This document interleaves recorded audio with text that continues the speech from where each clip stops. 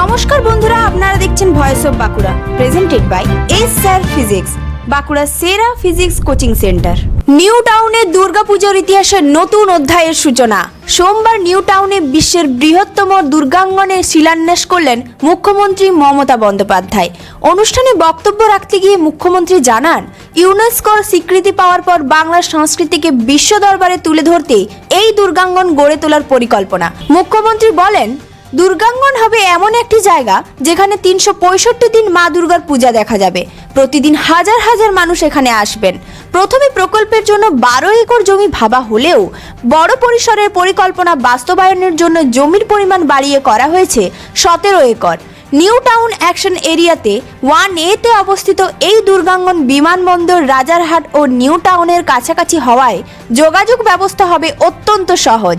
মুখ্যমন্ত্রীর কথায় এটি হবে বিশ্বের বৃহত্তম দুর্গাঙ্গন, যেখানে দিনে 1 লক্ষেরও বেশি মানুষ সমাগম করতে পারবেন। যেমন জগন্নাথ ধামে একদিনে কোটি মানুষের ভিড় হয়, তেমনই দুর্গাঙ্গনেও লক্ষাধিক মানুষের আগমনের লক্ষ্য রাখা হয়েছে। এখানে সারা বছর ধরে পুজো, সাংস্কৃতিক অনুষ্ঠান এবং নানা কর্মসূচি চলবে, যার ফলে কর্মসংস্থানও সৃষ্টি হবে। দুর্গাঙ্গন হয়ে উঠবে বাংলার সাংস্কৃতিক মিলন ক্ষেত্র।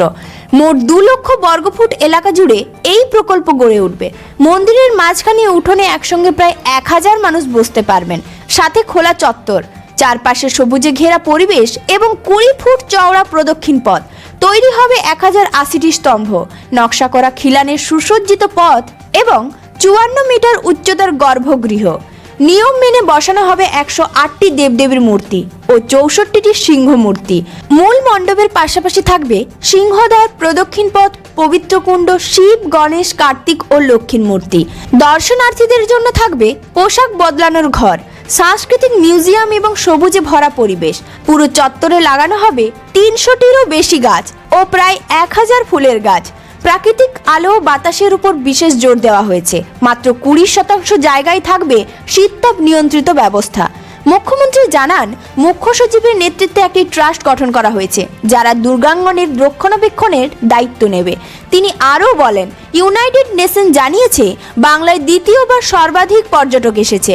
2025 সালের অক্টোবর পর্যন্ত রাজ্যে প্রায় 24 কোটি 24 লক্ষ পর্যটক আগমন করেছেন। দুর্গাঙ্গন একটি বড় পর্যটন কেন্দ্র হয়ে উঠবে এবং স্থানীয় শিল্প ও কর্মসংস্থানের নতুন দিশা দেবে।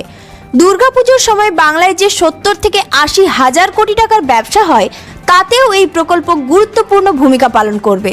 এদিন মুখ্যমন্ত্রী আরও জানান, আগামী জানুয়ারির দ্বিতীয় সপ্তাহে শিলিগুড়িতে মহাকাল মন্দিরের শিলান্যাস করা হবে। জমি চিহ্নিত করা হয়েছে এবং ট্রাস্টের বৈঠক করেই কাজ শুরু করার নির্দেশ দেন তিনি।